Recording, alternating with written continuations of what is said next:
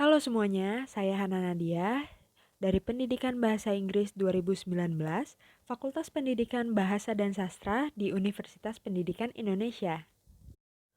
Pada kesempatan kali ini, saya akan menjelaskan materi mengenai kepemimpinan pendidikan. Secara umum, kepemimpinan berarti kemampuan untuk mempengaruhi, mendorong, mengajak, menuntun, menggerakkan, dan memaksa jika memang dibutuhkan agar suatu tujuan dapat tercapai. Dalam pendidikan, kepemimpinan dibutuhkan untuk menggerakkan pelaksanaan pendidikan, sehingga tujuan pendidikan dapat tercapai secara efektif dan efisien. Fungsi pemimpin pendidikan antara lain, membantu terciptanya suasana persaudaraan dan kerjasama dengan penuh kebebasan, membantu kelompok untuk mengorganisir diri, yaitu ikut serta dalam memberikan rangsangan dan bantuan kepada kelompok dalam menetapkan dan menjelaskan tujuan. Membantu kelompok dalam menetapkan prosedur kerja, yaitu membantu kelompok dalam menganalisis situasi untuk kemudian menetapkan prosedur mana yang paling praktis dan efektif. Lalu bertanggung jawab dalam mengambil keputusan bersama, dan juga bertanggung jawab dalam mengembangkan dan mempertahankan eksistensi organisasi. Tipe-tipe kepemimpinan pendidikan berdasarkan konsep, sifat, sikap, dan cara-cara pemimpin memimpin organisasinya, kepemimpinan pendidikan diklasifikasikan ke dalam 4 tipe, yaitu tipe otoriter, tipe laissez-faire, tipe demokratis, dan tipe pseudo-demokratis. Dalam tipe kepemimpinan otoriter atau authoritarian, pemimpin mendominasi kelompok secara berlebihan atau bertindak sebagai diktator, sehingga timbul sifat apatis pada anggota kelompok terhadap pemimpin. Tipe laissez-faire memberikan kebebasan kepada anggota kelompok untuk berbuat sekehendaknya. Tingkat keberhasilan organisasi bergantung pada kesadaran anggota karena tidak ada arahan, rencana, dan pengawasan dari pemimpin. Pemimpin bertipe demokratis memposisikan dirinya sebagai pemimpin di tengah-tengah anggota. Pemimpin yang demokratis juga mendorong anggota-anggotanya agar bekerja dengan produktif untuk mencapai tujuan dan berpangkal pada kepentingan dan kebutuhan kelompoknya.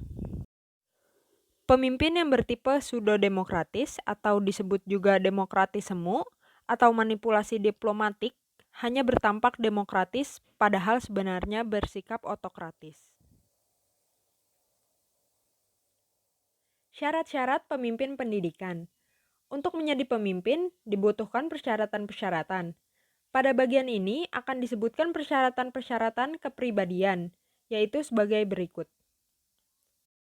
Rendah hati dan sederhana, suka menolong, sabar dan memiliki kestabilan emosi, percaya kepada diri sendiri, jujur, adil, dan dapat dipercaya, dan keahlian dalam jabatan. Keterampilan yang harus dimiliki pemimpin. Selain memenuhi persyaratan, seorang pemimpin juga harus memiliki keterampilan. Keterampilan-keterampilan tersebut adalah keterampilan dalam memimpin, keterampilan dalam hubungan insani, keterampilan dalam proses kelompok, keterampilan dalam administrasi personil, dan keterampilan dalam menilai. Selanjutnya ada pendekatan tentang teori munculnya pemimpin.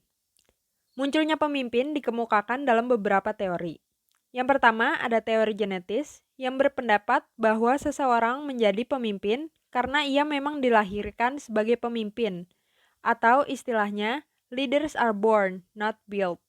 Maka dengan teori ini hanya orang-orang tertentu yang bisa menjadi pemimpin.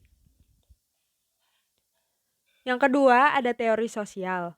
Bertentangan dengan teori genetis, teori sosial mengemukakan bahwa setiap orang bisa menjadi pemimpin jika situasi dan kondisi memungkinkan, atau istilahnya, leaders are built, not born. Dengan teori ini, setiap orang berkesempatan menjadi seorang pemimpin. Berikutnya adalah teori ekologis. Teori ini adalah gabungan dari teori genetis dan sosialis, yaitu untuk menjadi seorang pemimpin, memerlukan bakat yang harus dikembangkan dan menyesuaikan dengan situasi dan kondisi.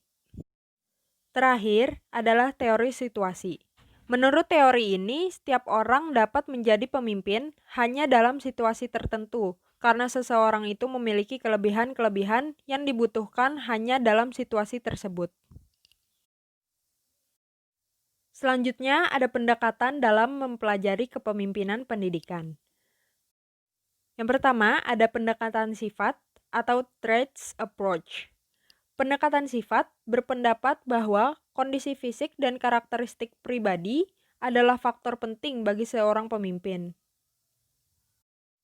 Sifat-sifat pokok biasanya meliputi satu, kondisi fisik yang energik, tegap, kuat, dan lain-lain. Yang kedua adalah latar belakang sosial, yaitu berpendidikan dan berwawasan luas, dan berasal dari lingkungan yang dinamis. Lalu ketiga ada kepribadian, yaitu adaptif, emosi yang stabil, populer, kooperatif, dan lain sebagainya. Selanjutnya ada pendekatan keperilakuan atau behavioral approach. Pendekatan keperilakuan memandang kepemimpinan dapat dipelajari dari pola tingkah laku dan bukan sifat-sifatnya. Pendekatan ini menitik beratkan pendapatnya pada dua aspek perilaku kepemimpinan, yaitu fungsi-fungsi kepemimpinan dan gaya-gaya kepemimpinan. Siapakah yang disebut pemimpin pendidikan? Pemimpin pendidikan dapat berstatus pemimpin resmi atau status leader atau formal leader atau functional leader dan pemimpin tidak resmi. Kepemimpinan resmi dimiliki oleh mereka yang menduduki struktur organisasi pendidikan, seperti kepala sekolah dan kepala dinas pendidikan. Kepemimpinan tidak resmi dimiliki oleh mereka yang mempengaruhi, memberi tauladan, dan mendorong ke arah perbaikan, seperti guru, wali kelas, dan pengawas. Model-model kepemimpinan dalam pendidikan. Pertama, ada kepemimpinan visioner. Kepemimpinan visioner adalah kepemimpinan yang fokus bekerja pada rekayasa di masa depan yang penuh tantangan dan menjadi agen perubahan yang unggul dan menjadi penentu arah organisasi. Ada beberapa sifat-sifat kepemimpinan visioner,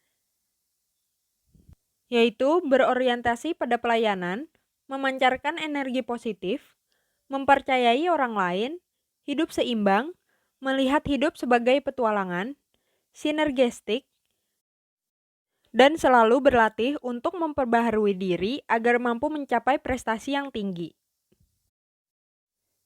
Selanjutnya adalah kepemimpinan transformasional. Kepemimpinan transformasional adalah kepemimpinan yang memiliki visi ke depan dan mampu mengidentifikasi perubahan lingkungan serta mampu mentransformasikan perubahan tersebut ke dalam organisasi.